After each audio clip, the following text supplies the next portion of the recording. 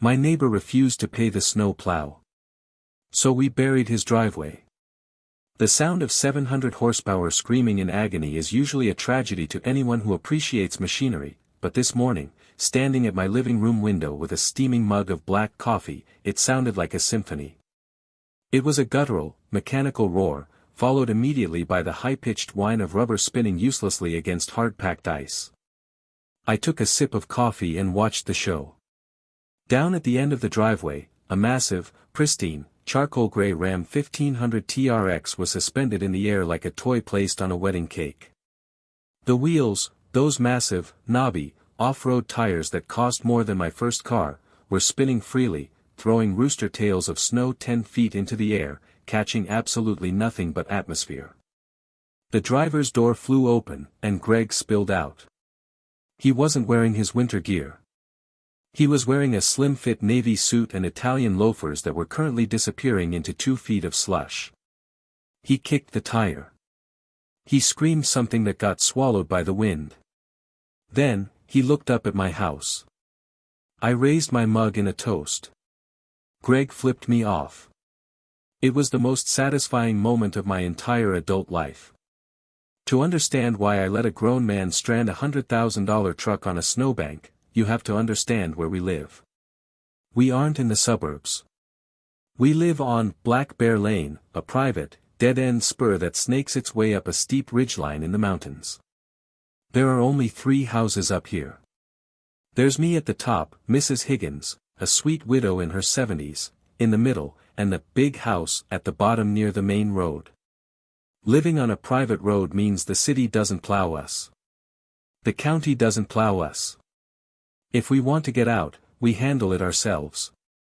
For 15 years, the unspoken social contract was simple: we split the cost. We hire Sully, a local guy with a massive plow attached to a dump truck, to clear the half-mile stretch. It costs $300 a pop. $100 each. Simple. Fair. Necessary. Then the big house sold. The previous owners were great. They left cash in my mailbox before the first flake fell. But 6 months ago, they moved to Florida and sold the place to Greg.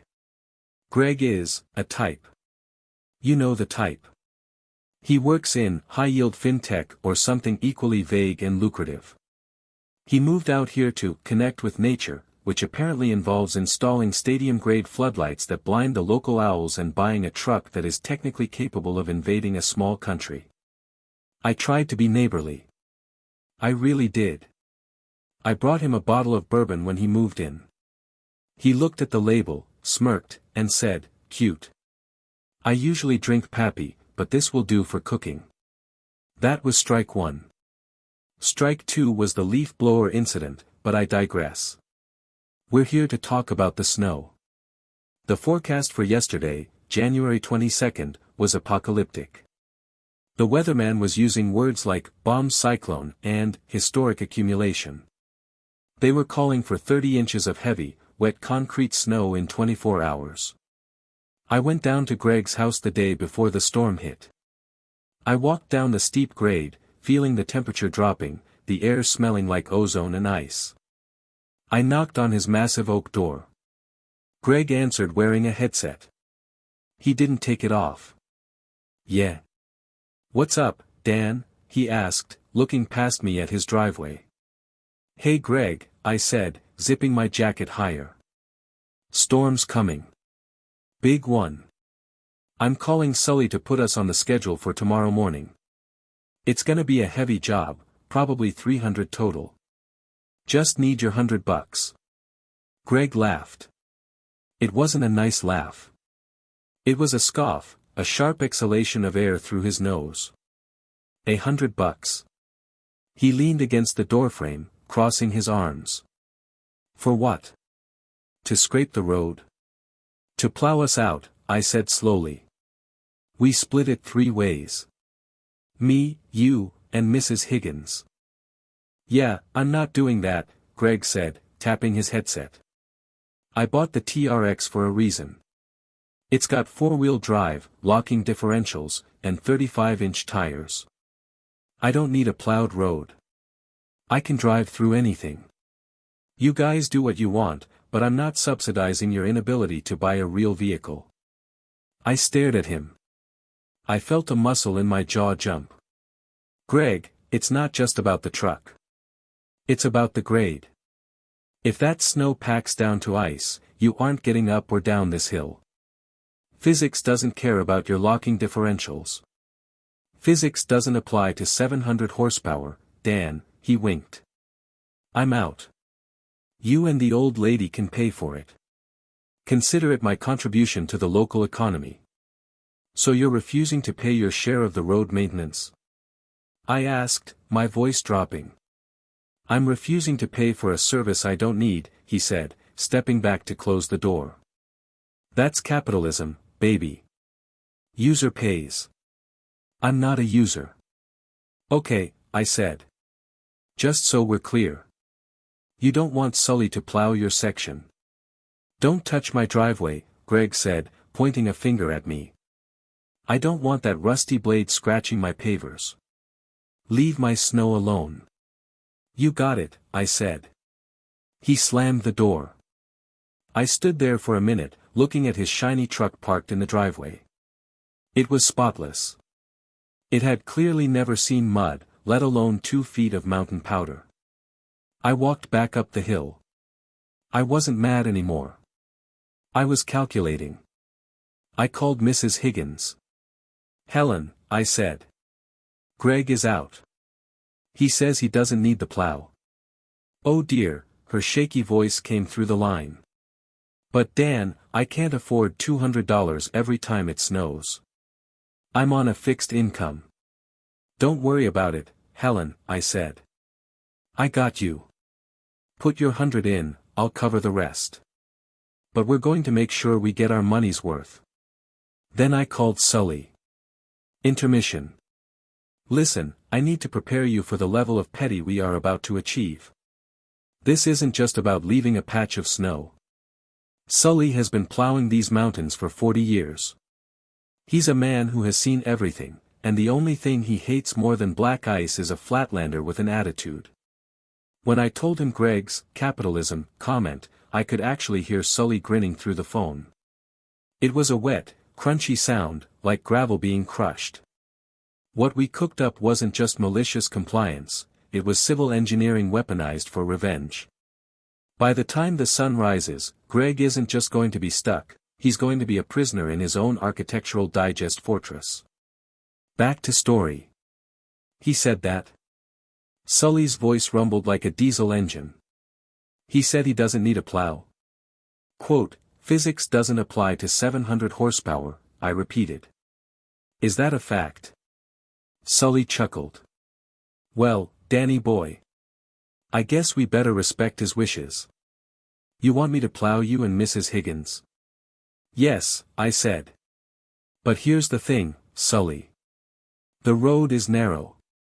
When you come down from my place, pushing all that snow, you gotta put it somewhere. I usually push it off into the ditch, Sully mused. Right, I said. But Greg's driveway is right at the bottom of the curve. And he was very specific. He said, leave my snow alone. But he didn't say anything about the road snow. I catch your drift, Sully said. And I catch his drift. I'll be there at 4 a.m. The storm hit at 6 p.m. It was violent. The wind howled through the pines like a banshee, shaking the windows of my cabin. The snow came down in thick, heavy sheets. By midnight, there was already 14 inches on the deck railing. I barely slept. I lay in bed listening to the wind, waiting for the sound of salvation. At 4:15 a.m., I heard it. The heavy, rhythmic clank-scrape-clank of chains on pavement and the low growl of Sully's massive Mack dump truck. I got up and looked out the window. The yellow strobe lights of the plow cut through the swirling white darkness. Sully was an artist. He started at my house, dropping the blade with a heavy thud. He scraped my driveway clean, pushing the mound to the side. Then he started down the lane. He cleared Mrs. Higgins' driveway perfectly, widening the entrance so she could get her little Subaru out easily. Then, he approached the bottom of the hill. Greg's house. Usually, Sully angles the blade to push the snow into the drainage ditch across from the houses. But as he approached Greg's property line, I saw the truck swerve slightly. He changed the angle of the blade. Instead of casting the snow off the road, he kept it in front of the plow. He was gathering it. He was harvesting every single snowflake that had fallen on a half-mile of asphalt. He rolled up to the entrance of Greg's driveway, a massive, 30-foot wide apron of expensive pavers. Sully gunned the engine. Black smoke poured from the stack. He didn't lift the blade. He drove right past the entrance, depositing a rolling, churning wave of heavy, wet, road slush directly across the entire width of Greg's access point. It wasn't just a pile. It was a berm. A wall. It was dense, packed tight by the force of the plow, containing not just fresh snow, but the gritty, icy sludge from the road surface.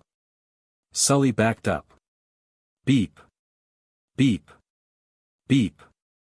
He did it again. He made a second pass, cleaning up the edges, packing the wall higher. It stood about 5 feet tall. A perfect, white fortification blocking Greg from the outside world. Then, Sully lifted the blade, turned around in the cul-de-sac, carefully avoiding touching Greg's actual driveway, per instructions, and drove back up the hill. He stopped at my house. I ran out in my bathrobe with a wad of cash. 300. I asked, handing him the bills. For that? Sully spat a stream of tobacco juice into the snow. That one was on the house. But I'll take the cash for the fuel. You see that wall down there? It's beautiful, Sully. It'll freeze hard as rock in an hour, he nodded. Temperature is dropping to 10 degrees. That ain't snow anymore, Danny. That's a glacier. Tell Mr. Horsepower good luck. He rumbled away. I went back to sleep with a smile on my face. 7:30 a.m. The sun was up. The sky was a piercing, innocent blue. The storm had passed, leaving the world sparkling and silent. I took my position at the window. At 7:45 a.m., Greg's garage door opened. He walked out. He was dressed for work, suit, tie, loafers. He was carrying a briefcase and a travel mug. He looked at the end of his driveway. He stopped. From his perspective, it probably didn't look that bad. Just a pile of snow. He probably thought, this is exactly why I bought the truck. He walked back into the garage. A moment later, the beast roared to life. The V8 engine echoed off the valley walls. He pulled out. The truck looked menacing. Black paint, black rims, tinted windows. He drove slowly down his driveway, approaching the berm. I leaned forward, my breath fogging the glass. Don't do it, Greg. Don't be an idiot. He stopped at the berm. He hesitated. Then, he backed up. Oh, he's going for it, I whispered. He backed up about 20 feet. He revved the engine. Vroom. He dropped the hammer. The truck launched forward. It hit the berm with a sickening crunch. Now, here is the thing about heavy trucks and hard-packed snow. If you have momentum, you can plow through. But if the snow is higher than your frame, and harder than your suspension, you don't go through. You go up. The front skid plate of the TRX hit the berm like a ramp. The front wheels cleared the top. But the snow was too dense. It didn't displace. It compacted. The truck slid up onto the pile, losing momentum instantly. The undercarriage, the transmission, the transfer case, the gas tank, slammed down onto the ridge of the berm. The front wheels were dangling in the air on the street side. The rear wheels were dangling in the air on the driveway side. It was the textbook definition of high-centered. The truck was resting entirely on its belly. The suspension was fully drooped. The tires, for all their aggression and locking differentials, were touching absolutely nothing but air and loose powder. Greg hit the gas. Whine. All four wheels spun violently. The truck didn't move an inch. It just vibrated. He tried reverse. Whine. He tried rocking it. Whine. He was a turtle on a fence post. I saw the door open. Greg fell out. I mean that literally. The floor of the truck was now 4 feet off the ground. He stepped out, expecting ground, and found nothing. He tumbled into the snowbank, face first. He scrambled up, covered in white powder, his suit wet. He kicked the berm. Then he kicked the truck. Then he looked up the hill. He started walking. I moved away from the window and went to the kitchen. I started brewing a fresh pot. I wanted the house to smell inviting. 3 minutes later. Bang. Bang. Bang. I opened the door. Greg looked like a snowman who had been run over by a lawyer. His hair was plastered to his forehead. His shoes were ruined. He was shivering violently. Dan, he shouted. You gotta help me. Morning, Greg, I said, leaning casually against the jamb. Little brisk out there, huh? The plow guy, he spluttered, pointing down the hill. He buried me. He put a mountain in front of my house. Oh. I took a sip of coffee. I thought you said you didn't want him to touch your driveway. I didn't mean block me in. Greg screamed. I have a meeting with the partners at 9 a.m. I can't miss this. My truck is stuck on the pile. The TRX? I asked, feigning shock. But Greg, physics. Shut up. His face went purple. Just call the guy. Call Sully. Get him back here to dig me out. I don't know, Greg, I looked at my watch. Sully is busy. He's got a whole route. Once he leaves the private lane, he's on contract with the county. I'll pay him.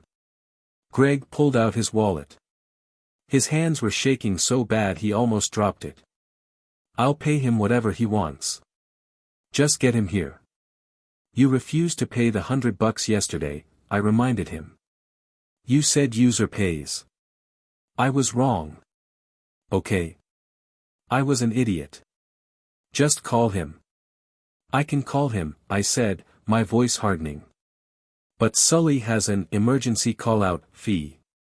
For unscheduled stops. Fine. How much? 500, I said. Greg choked. 500. That's extortion. Supply and demand, Greg, I smiled. Capitalism. You have the demand. Sully has the supply of plow trucks. Greg looked down the hill at his truck. It was dead silent, looking ridiculous on its throne of ice. He looked at his watch. Call him, he whispered. Cash, I said. He doesn't take Venmo from strangers. I don't have 500 in cash. Then I guess you better start shoveling. You got a spoon? Greg let out a sound of pure frustration. I have 300 in the house. In my safe. Can I give you the rest later? No, I said. But I tell you what. I'll lend you the 200. But I want collateral. Collateral? You're Pappy Van Winkle, I said. The bottle you said was for cooking. Greg stared at me with dead eyes. He knew he was beaten. He knew I had him by the short hairs. Fine, he hissed. He ran back down the hill. I called Sully. He's ready to pay. Sully asked. He's ready, I said. Come on back. Double time. 10 minutes later, Greg was back at my door. He handed me 3 crisp $100 bills and a bottle of Pappy Van Winkle 15-year. Here, he shoved them into my chest. Is he coming? Listen, I held up a finger. From down the valley, the rumble of the Mack truck echoed. Sully arrived 5 minutes later.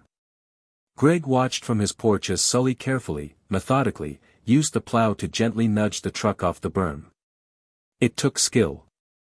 Sully hooked a chain to the rear hitch and pulled the truck free, sliding it back onto the pavement. Then, Sully dropped the blade and obliterated the berm. He cleared the driveway entrance in 2 passes. He idled the truck in front of Greg's house. He rolled down the window. Greg walked out to the truck. I walked down to supervise the transaction. "Morning," Sully grinned. He was wearing a hat that said, "Snow Fighter." "Just take it," Greg handed the money up to the cab. He didn't say thank you. "Pleasure doing business," Sully counted the bills. "Next time, just pay the toll, kid. It's cheaper." Sully drove off. Greg got back in his truck. He inspected the undercarriage. There was a massive scrape on his skid plate, and his plastic bumper valance was cracked in half. He looked at me. I was holding the bourbon. "Nice truck," I said. "Sounds great." Greg didn't say a word. He got in, slammed the door, and drove away very, very slowly. That was a month ago. Since then, we've had 2 more storms. Small ones. 4 inches, maybe 6. The night before the first one, there was a knock on my door. It was Greg. He held out $100 bill. "For the plow," he mumbled, not making eye contact. "Thanks, Greg," I took it. "I'll let Sully know to add you to the route." He turned to leave. "Hey Greg," I called out. He stopped. "The bourbon made excellent sauce," I lied. "Very smoky." He flinched, his shoulders hiking up to his ears, and walked away into the dark. We haven't spoken since. But every time I hear that TRX start up in the morning, I smile. I still have the bottle of Pappy unopened on my shelf. I'm saving it for the next blizzard. So, tell me. Am I the monster for price gouging my stuck neighbor, or did the king of the road need a lesson in community infrastructure? If you have made it this far and want to see more videos like this, then kindly subscribe and turn on notifications so you may never miss another story like this.